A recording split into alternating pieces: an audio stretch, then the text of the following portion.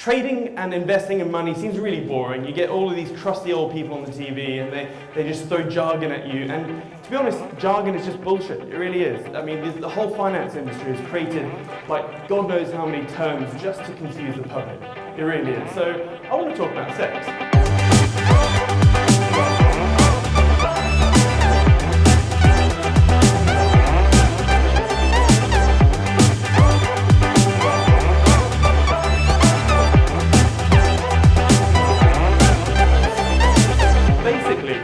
When it comes to trading and the markets, everyone always thinks about sex, which is the setup, the entry, and the exit. And that's basically what it is. And the thing is, because people are focused on the setup, the entry, and the exit, that's all they care about. And then they go off and they teach themselves to learn, or they find some crappy course online, and most courses focus on the entry, etc. And one of the things I'm going to show you is that it's totally wrong. The setup and the entry is one of the most irrelevant parts of trading. I couldn't give a shit. You could literally put me in any market, up or down, whatever, and a good trader can trade their way out of it. So yeah, that's one of the things we're going to talk about. And also, I just want to reiterate what Sasha said. And it's all about knowing what you actually want. Because if you chase this sort of, this carrot, this money carrot, you'll spend the rest of your life just chasing this carrot and you'll never get it. And in fact, I've got a lot of like multi-millionaire friends in London who are traders and bastard bankers and whatnot. And their goals for a long time is I'm going to be a multi-millionaire before the age of 35 or 40. And guess what? They absolutely smash it out of the park. They hit their targets. They have a year of just having fun, and it's really fun. But then they're left empty and depressed after a year because there's only so many houses, cars and boats you can buy. And then they're literally they've all got grey hair and they're depressed. So don't chase the money. Money just is an enabler that gets you real richness, so to speak. Real wealth is time, options. Yeah, that's it, time and options. Time is the most precious resource you can ever have, because what time and options give you is, or money gives you time, so you can do whatever you want, wherever you want, whenever you want, with whoever you want. So there's no point trying to be a billionaire be a billionaire if you have a crazy freaking goal you want to solve, like Elon. But just be a billionaire for the sake of it, you're no different than a hoarder hoarding newspapers. So does that make sense? Yeah. So that's where I come from. I'm a bit different than most. So I'm going to talk about the 4 ugly truths about trading, and this is something you'll never hear on the internet. And I've made a lot of enemies in the trading industry because I'm basically fucking over their whole model. The 3 reasons why I trade mentors, mentor. That's a bit weird. Why I mentor traders, the importance of becoming an investor, because every one of you needs to become an investor, no matter who you are, what you do, where you're from. It's super important. A little bit about trading and why risk control is everything. It really is. So here's why a lot of people don't like me. And you have to understand, if you are going to get into the trading and investment world, you need to know how the smart money, or the big money, makes their money, right? Now, would you agree that the #1 goal and objective of a financial institution is to make as much freaking money as possible? Yeah? Cool. Where do you think that money comes from? Yeah, retail traders, the dumb money, us. You and I, the average Joe, we are referred to as the dumb money. And what you'll see throughout eons is basically the dumb money. There's a constant flow of dumb money to smart money. That's it. And money always transitions from the uninformed to the informed. So that's why they're called the smart money, because they're informed and they're basically just screwing us over and we don't even know it. So let's just look at how, in fact, the 90-90-90 phrase. So basically, it's probably a lot, I'm being conservative when I say this, but 90% of people lose 90% of their capital in the first 90 days. And I think it's a lot higher. It's probably like 99% of people lose 99% of their capital in the first 9 seconds. So as a result of this, if pretty much everyone on the market that's trading is losing money, who's making it? The brokers are making it. So surely that's one of the best business models out there. Be a freaking broker. And if you look at how a broker makes its money, basically, let's say we're looking at euro-dollar. So euro against the dollar. This is what the quote price will probably look like. Now you see, there's a difference here. So you have the sell price and the buy price. And the difference is what we call the spread. Call it commission, spread, or whatever, let's just call it commissions, just keep things simple. So here we have a 2-pip spread. Now what happens is the average day trader out there, by the way, most people that trade on the markets are day traders, and day trading is the worst thing you could ever do, literally. And so the average day trader, when they're placing a trade, their position size is roughly £10 per pip. So when a day trader places a trade, whether they win or lose, the broker will make an easy 20 quid. Clear, regardless of what happens on the markets. So £20 per trade per person. Okay? Now, this is where the IB agreement comes into, and it's called an introducing broker agreement. And this is the thing, which is why 99.9% of the stuff you see on Google is just full of shit. It really is. It's just scammy affiliate marketing type stuff. And basically what this means is, in fact, before we go into that, this is the typical day trader. This is the typical punter, otherwise known as dumb money. We've created a cartoon where it's like, oi, oi, Danny Dabbler. And basically anyone that dabbles on the market, I promise you, is losing money. And they do things like, they're firing from the hips, they don't have a trading plan, a trading journal, no risk management. They're trading on their mobile phone. They're lucky if they get into a winning trade, and guess what they're going to do? Hey, look at my trades, yeah. And then they'll go quiet for weeks, and when they go quiet, they're losing money, I promise you that. Anyone that's always showing off how good they are on trading, and then they go quiet, they are losing money, I promise you that. Basically every bad thing you could do on the markets is what Danny Dabbler does. Now, here's what Danny Dabbler does. So the average day trader places roughly 5 trades per day, on average. That's a low average. I'm being really conservative here. Which means there's 252 trading days per year, which means roughly 1260 trades per year placed. Now, what that means, remember we had the spread? That's generated roughly 2,500 pips worth of spread for the broker, which means at £10 per pip, the broker is going to make roughly 25k, or at least 25k, just every time you press that trigger and trade. They're making 20 quid each time you press that button.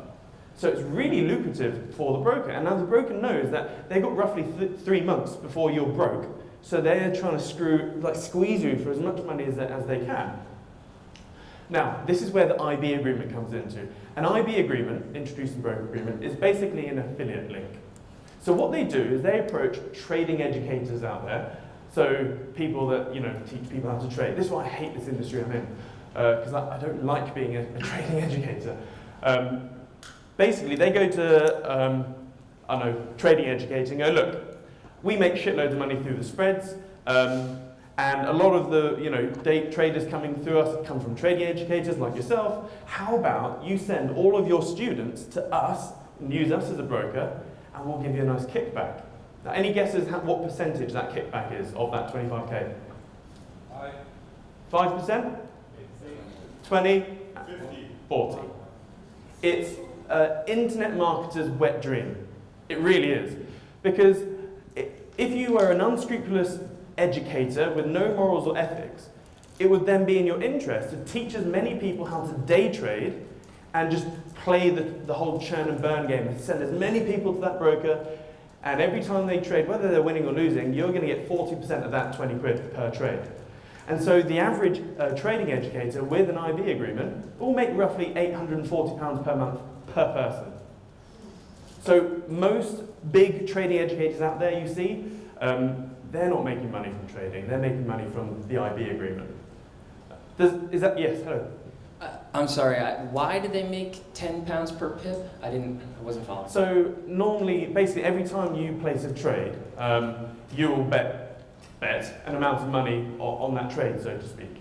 And I'll show you what pounds per pips means later, but basically the broker just gets roughly £20 profit per trade, because if we go back to here, whatever you do, whether you buy or sell, there's always going to be a spread, a 2-pip spread roughly. So yeah, but this will make sense later when we go through the whole pounds per pips type stuff. So yeah, it's good if you're an internet marketer. Now, and that's why all of the internet is about gearing you up to basically day trade. And day trading is like putting a 16-year-old learner driver into an F1 car on the Grand Prix, and then it's going to end in tears. They're literally going to stoof it in the first corner.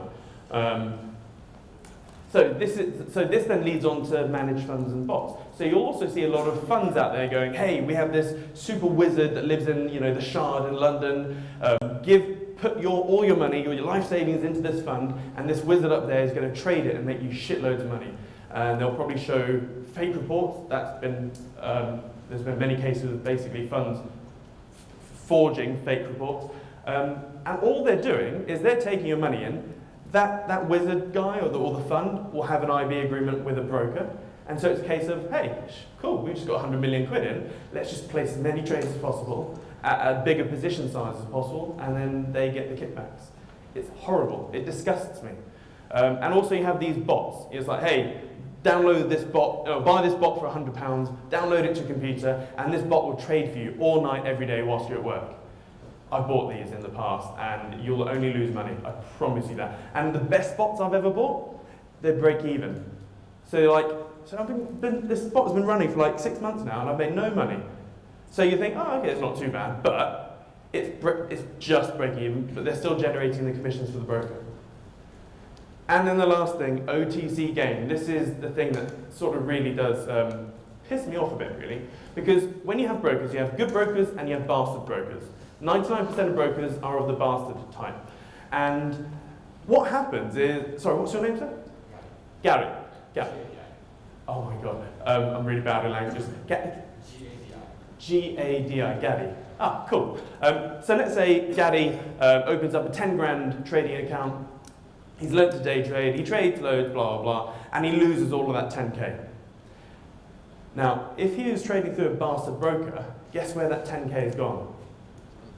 To the broker. They take the other side of your trade. So when you lose a trade, that lost money goes straight to the broker. So not only are they making money through the commissions that every time you press the trade button, when you lose the money, it's going straight to them. And that's called OTC gain, over-the-counter gain. So it's in their best interest that they teach you some crappy type of trading, so you lose all your money because they get all your money, and they know that they got 3 months to basically squeeze you for everything. Now, has this shocked anyone here, or is it just me? Yeah, cool.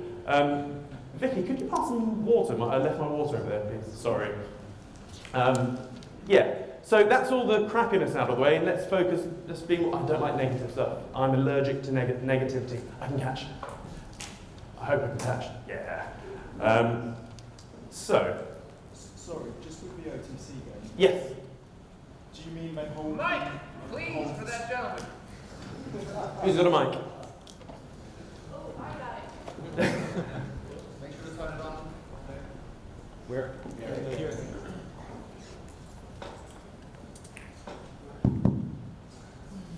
Yeah, with the OTC game, do you mean the broker keeps the stock and then sells it later at a preferable time? Well, there's different types of trading, but yes, they do that as well. Okay. And there's others if you do financial spread betting, which is different to normal gambling spread betting.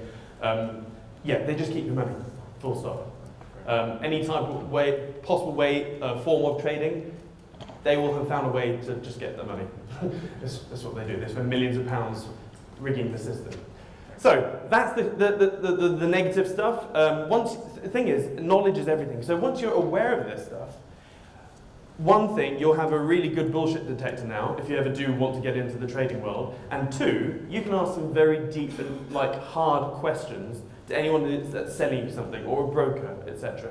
And it's crazy. I run a fund, I used to run a fund. I'm about to run another one. I used to get wined and dined by brokers all of the time, and I used to love it. Because I was like, yeah, I'm going to rinse you for that 5-course meal in London, and then say no. It's sort of payback for all the years that they've basically rinsed me. So I still get approached by brokers all of the time. By the way, I have 0 IB agreement. I refuse to have one. Hello. Can I get a mic? Oh, could we send a mic over there, please? We need like a mic runner. Thank you. What would be some of those questions that you would ask a broker to test what are their intentions? Yeah, so first of all, ask if they're an ECN or MM. So MM means market maker. Market makers are the bastard brokers. And an ECN stands for Electronic Communication Network. Ignore it. Basically, they're the good ones. There's not many about. I use a company called Siam. They're a bit dodgy in the US, but in the UK, they're sound. So they're an ECN broker. And basically, the good brokers, when you place a trade... Can you repeat the name of the company? FXCM. So a good broker, when you place a trade, they'll put that trade directly onto the market. So it'll go to, so you place a trade, it'll go to them, they then put that trade onto the live open market. So if you lose that trade, it doesn't matter because you then lose the trade, the broker then loses the trade, but they've passed it on. Whereas the market makers, the bastard brokers, they don't put your trade onto the market. Because they know at least 90% of all their traders or clients, they call us, they know most of us don't win on the markets. So they'll have a spreadsheet or some software somewhere that goes, right, here are all our shit traders, here are like the very few good traders. So if a shit trader places a trade, they go, where are they? Oh, they're a shit trader, don't put their trade on the market. I know, Sandra places a trade, oh, she's a good one, yeah, we're going to pass that trade off to the market as well, so that way we don't get hammered. So what do they do with the trades they don't place in the market? They just keep them, and they wait until you lose. And is there a way to check if your trade is on the market? No, just trade with an ECN broker, a good one. So yes, one last before, yeah, because most of the questions we'll cover. Sorry? They make shitloads of money. They can afford to basically be. All right, the question is, why would you use a broker versus, let's say, an app that provides a free trade like Robinhood? Who do you think Robinhood uses? A broker. That's a good question. Okay. So, yeah, All right. you cannot trade the live markets yourself as a retail trader. If you're a bank, yeah, you can. But all of these apps that say that, you know, blah, blah, no, they will have an IP agreement with a broker. That's all they're doing. They'll put loads of marketing out to get you in. They'll give you some false facts or even, yeah, irrelevant.